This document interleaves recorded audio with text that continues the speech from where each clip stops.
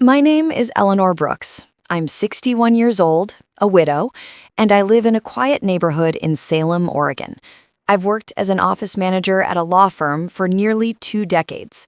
I raised two children, Rachel, my daughter, who just turned 33, and Daniel, my 30-year-old son, and I spent most of my adult life making sure they never had to struggle the way I did.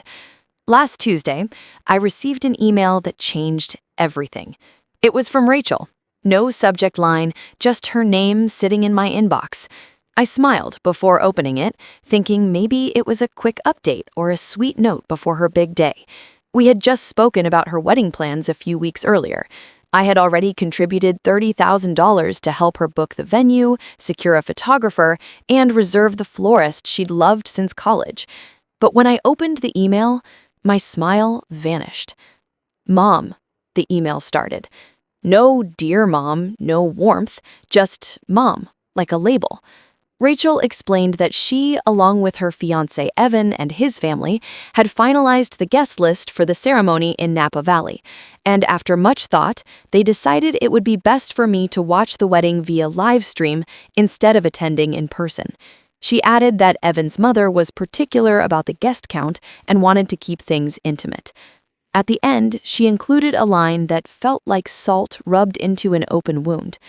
"If you still want to be part of it, you can watch through the Google Meet link we've created. Should be just like being there, LOL." I stared at the screen for a long time. My coffee grew cold. My hands didn't tremble. I didn't cry. Something inside me quietly shifted, like the ground cracked open beneath my feet, but I was still standing. I replied with just 4 words. "Sure, enjoy your big day." No emotion, no argument, just a quiet withdrawal. I knew those 4 words would echo louder than any scream. I closed the laptop, finished my now cold coffee, and got ready for work like it was any other Tuesday. But it wasn't. That was the day I stopped pretending my sacrifices meant anything to my daughter. That was the day everything began to change. The drive to the office that morning was quiet. Oregon's early spring air still held a chill, but I barely noticed. My mind kept circling the same question. How did we get here? I've spent 18 years working at Caldwell Walker Law. It isn't glamorous, but it's stable, and stability was what I needed after my husband died suddenly when the kids were still teenagers. I remember standing in front of our old washing machine, bills spread across the counter, trying to figure out how to pay for groceries and Rachel's upcoming college deposit. Back then, I didn't think twice about giving up weekends. I took extra shifts, canceled vacations, skipped birthdays. I told myself, there'll be time for me later. There never was.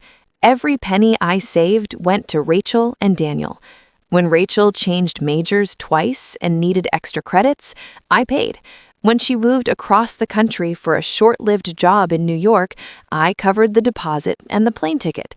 When she cried through her second breakup at 27, I flew out, held her hand, and made her tea in a kitchen that didn't feel like home. When Daniel wanted to buy a house with his fiancé, I co-signed the mortgage and wrote the first $10,000 check without hesitation. I never kept score. That's what mothers do. Or so I thought.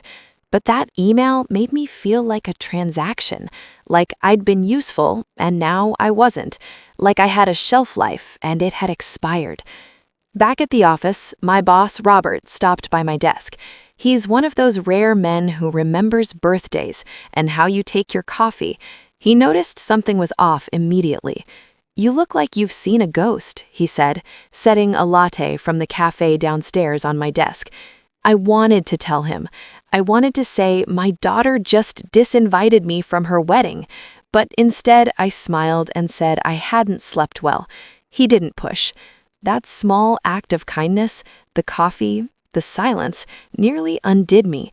It reminded me that I still existed, that I still mattered, even if only quietly. Around lunchtime, my phone buzzed. Rachel again. Her name lit up my screen like a spotlight I didn't want. Voicemails, texts.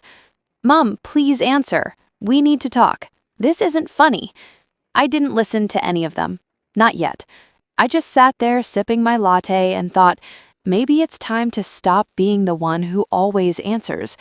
Maybe it's time to stop playing a role in someone else's story when they won't even let you on the stage. That afternoon, I made a decision that would shift the ground beneath all of us. I wasn't going to scream. I wasn't going to beg. I was going to do something far more powerful. I was going to act. After work, I didn't go straight home. I drove to First Federal Bank a few blocks from the office. Carlos, the branch manager, had helped me with everything from college funds to retirement contributions. He always greeted me by name. "Mrs. Brooks," he smiled.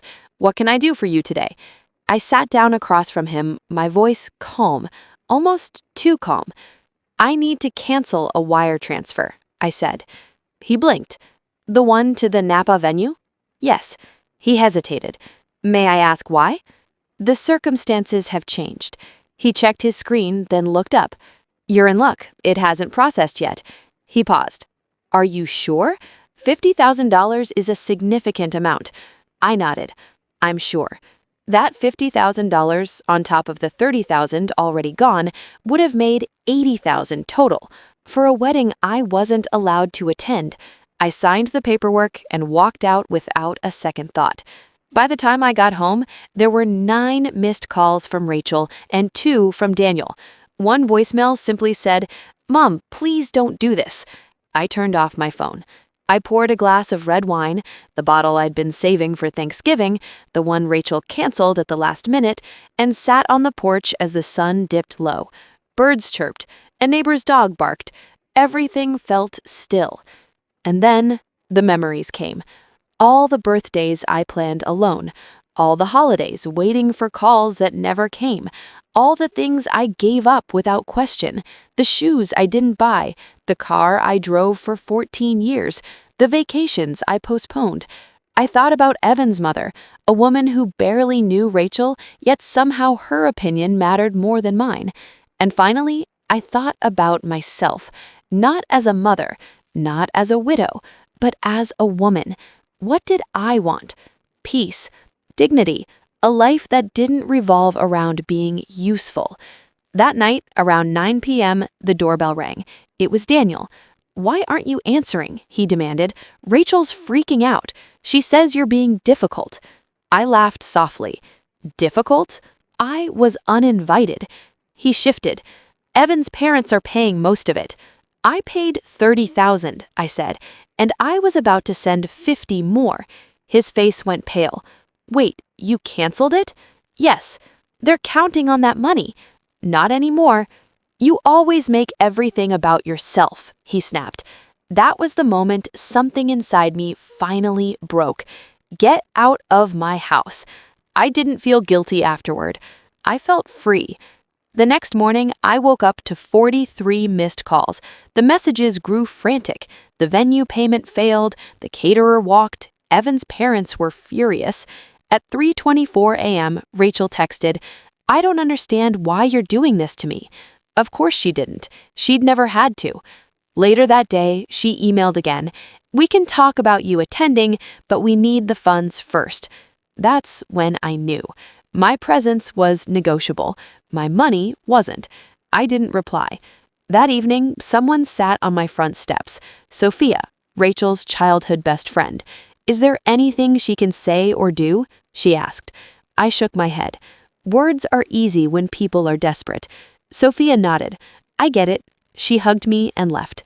The wedding never happened as planned. They rushed a small backyard ceremony weeks later. I wasn't invited. This time, I didn't need to be. Rachel sent one final email, half apology, half justification. I archived it. I wasn't angry anymore, just done. Now, I work. I read. I joined a pottery class. I spend time with people who see me, not my wallet. And I've learned something I wish I'd known sooner. If your presence is negotiable, then so is your effort.